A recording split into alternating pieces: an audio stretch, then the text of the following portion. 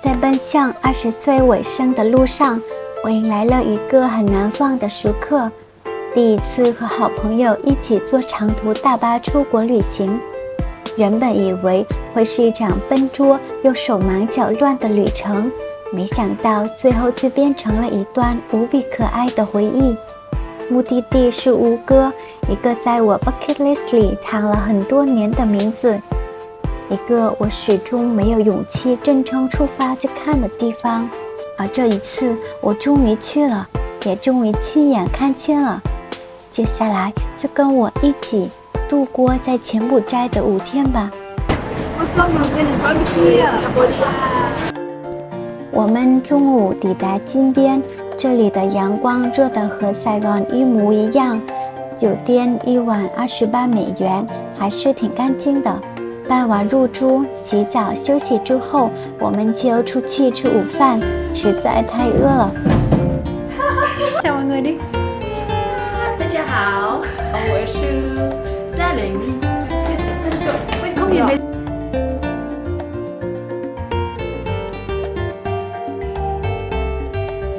今天吃的是克麦料理 Luk Lak 和 Amok。我特别喜欢 Amok， 它是椰浆蒸鱼咖喱，口感柔软香浓，却一点都不腻。午饭后，我们去了托斯朗屠杀博物馆，想了解红色高棉时期那段沉重的历史，然后在城市里散步。这里的交通不像塞港那么拥挤喧闹，夜晚也没有白天那么炎热。我们慢慢逛着街边的小店，欣赏城市的夜景。晚餐继续吃克麦菜，我们去了一家叫 Hop Hop 的餐厅，点了克麦酸汤空心菜、简式烤牛肉和木瓜沙拉。我觉得烤牛肉特别好吃。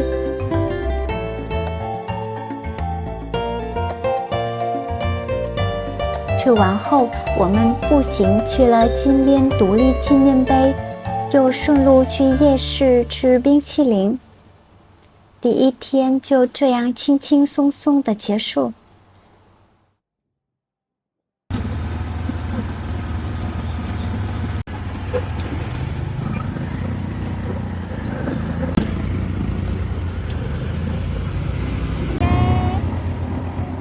第2天一早，我们去了柬埔寨皇宫，门票10美元。柬埔寨皇宫是典型的高棉建筑风格，华丽、金碧辉煌，完全就是我想象中的样子。花园也被照顾得非常漂亮，绿意盎然，鲜花盛开。这里是国王居住和办公的地方，也是王室举行行政、宗教和仪式活动的中心。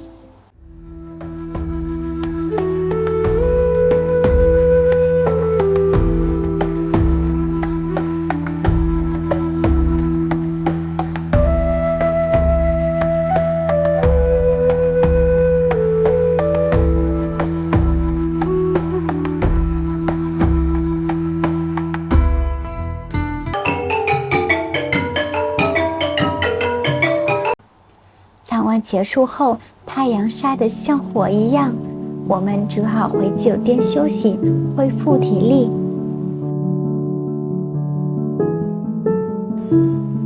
下午，我们去了中 X 杀戮战场。我想，任何人只要跟着语音导览，一步一步走过那里，都很难不感到难受。亲眼看到那些万人坑、残留的碎骨，还有轻轻摆放在纪念塔前的莲花石，我的心情变得格外沉重。有游客红着眼眶，眼泪悄悄落下。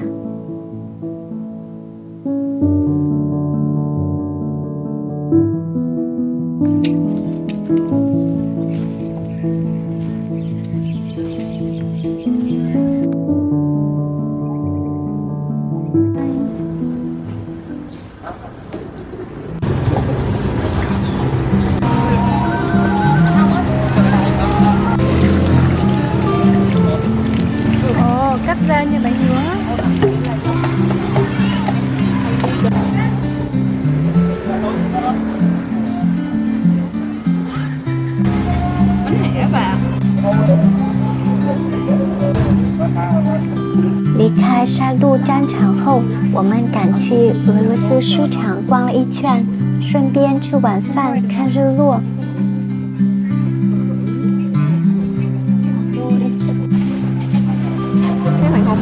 如果没有柬埔寨的国旗，我以为自己还在越南。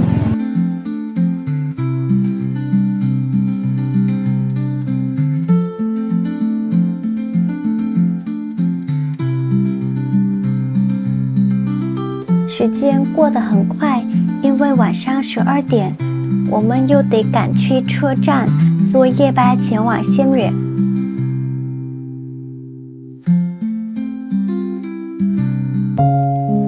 我在大巴上一路睡到天亮。清晨的暹粒用一种缓慢而安静的节奏迎接了我。终于到达暹粒时，我的心里也松了一口气。我们住的 homestay 不在市中心，但离 Angkor Wat 大约4公里，一晚24美元。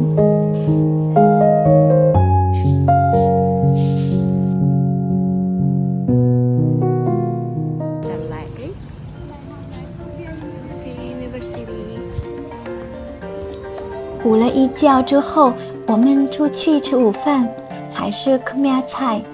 今天点了一道绿色鱼汤，名字叫 Nong Beng Chok Samlo Praha， 我发音对了吗？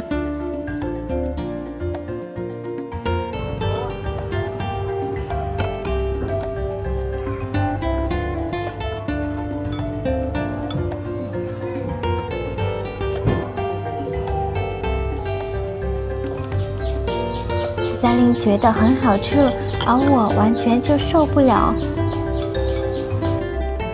下午，我们坐突突去参观吴哥。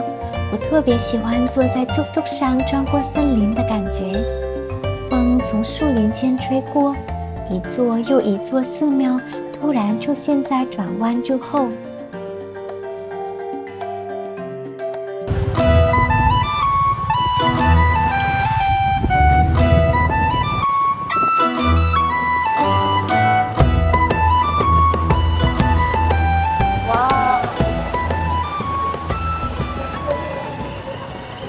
巴雍看起来像一座沉没在沼泽里的古老城堡，又突然从地面浮现出来，浑身沾满泥土。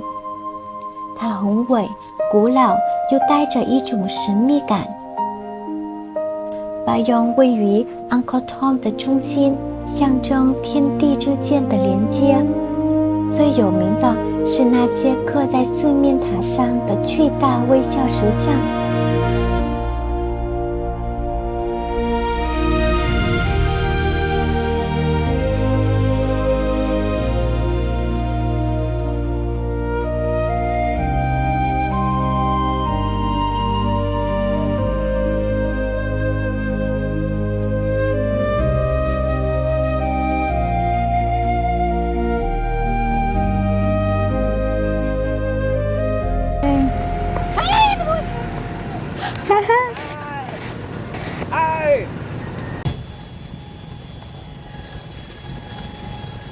Rất là nóng ạ, chịu không nổi.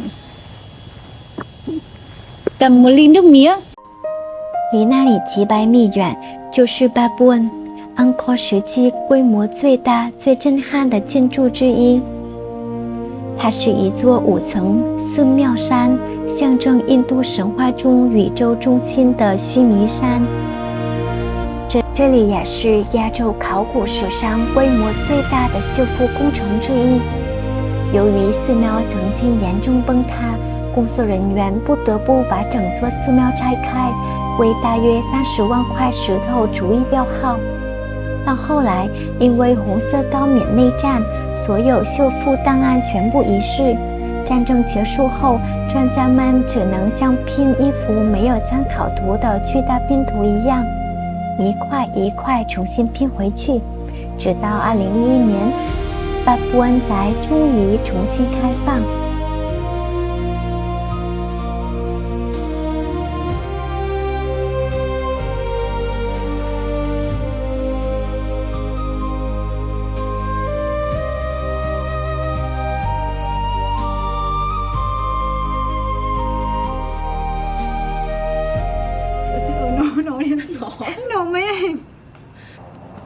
36 độ.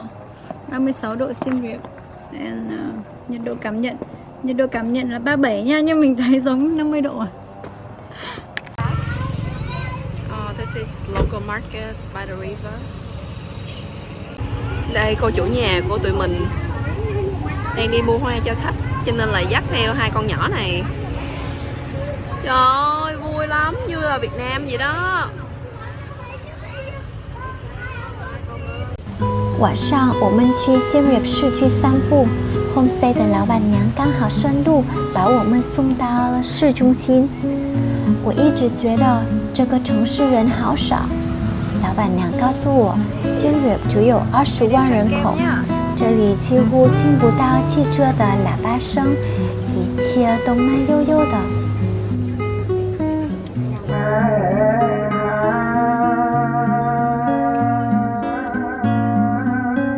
Hôm nay có lễ hội Phật đản ở ngay cái chùa lớn này, cho nên là đường rất là đông, chứ bình thường thì cũng không đông đến thế.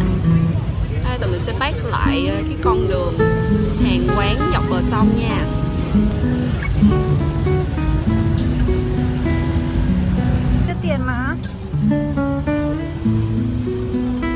这是我们的晚饭，手工拉面，特别好吃。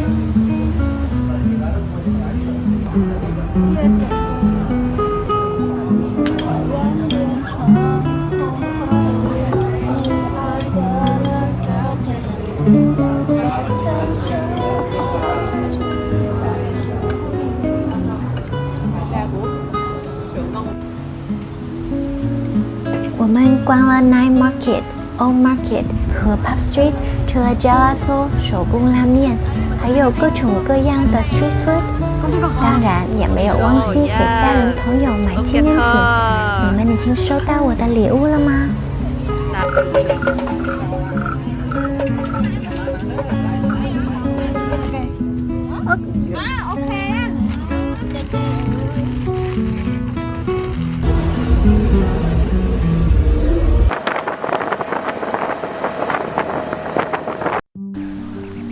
大家都说不能错过 Angkor Wat 的日出，所以那天早上我5点就起床了。不过当天云很多，我只看见天空微微泛红，青橘色的光一点点染上云层，又倒影在荷花池里。我原本以为第一次看到 Angkor Wat 日出时，自己一定会非常震撼。可当我真正站在人潮拥挤的人群中时，却只觉得一切有些模糊、仓促。Ăn sáng, chào mọi người nha. Ăn sáng ở bên hồ sen để xem mặt trời mọc. 那天刚好是佛日，中央塔楼没有开放。Homestay 的老板娘跟我说，我错过了最重要的一件事。她说一定要登上最高的塔，在那里许愿，愿望会实现。于是第2天我又重新回去了。这一天我们参观了 Angkor 小圈、Angkor Wat、Banteay Day、Ta Prohm 和 Ta Keo。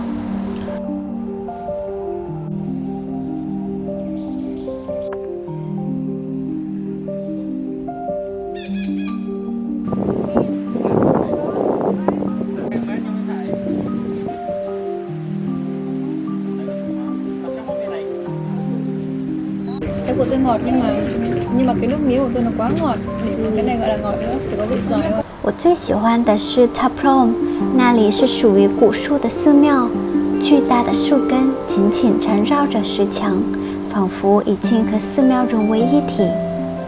如果砍掉树，寺庙会倒塌；如果毁掉寺庙，树也会死去。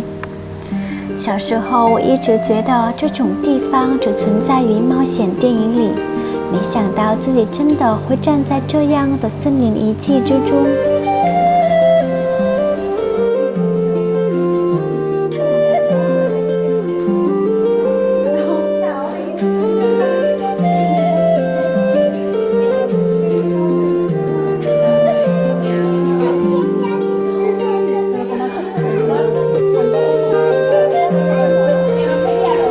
出了一棵树，感受到长满青苔的树皮传来的清凉，还闻到了潮湿木头的气味。拥抱树木其实是一种很简单的方式，让自己重新与周围鲜活的世界建立连接，也让我感觉自己是这个庞大而朴素的大自然中的一部分。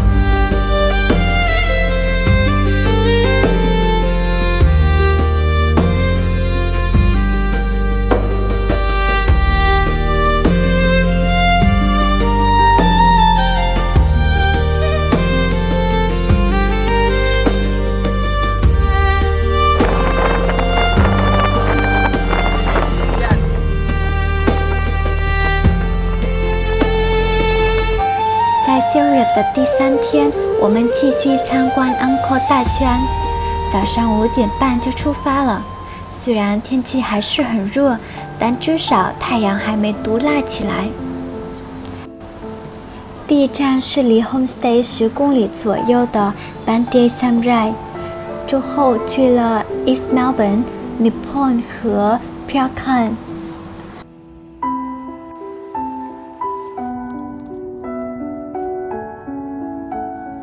我很喜欢 Angkor 的大圈，怎么说呢？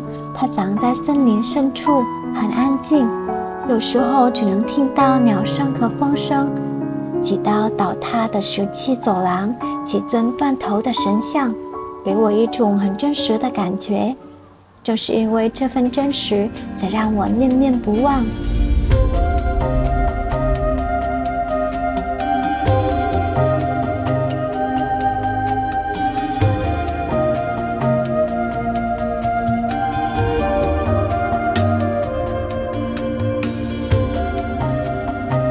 Nippon 是一座位于巨大水池中央的寺庙，以前人们会来到这里祈祷，并浸泡在被认为拥有治愈力量的水池里。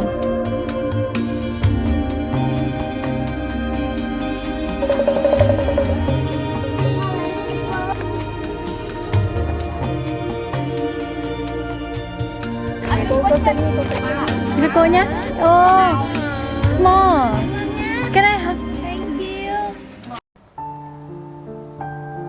相比的 Phra Khan 给我的感觉更像一座真正被遗弃的古寺，大自然与建筑彼此拉扯，却又奇妙地融合在一起。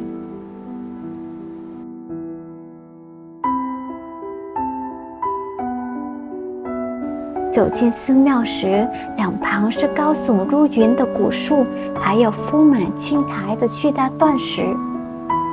那里有很长很长的回廊，一层层石门重叠在一起，形成了奇异的画面。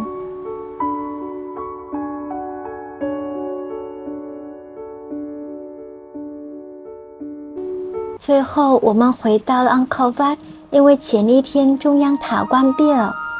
这一次，我终于登上了 Angkor Wat 最高的塔。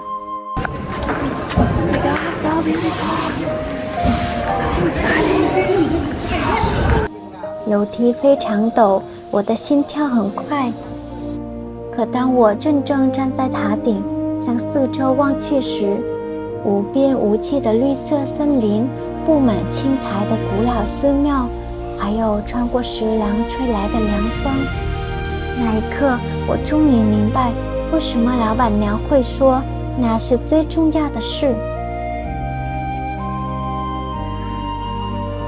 我静静地跪在佛像前，许下了一个只有自己知道的愿望，不管它会不会实现，那一刻本身就已经足够难忘。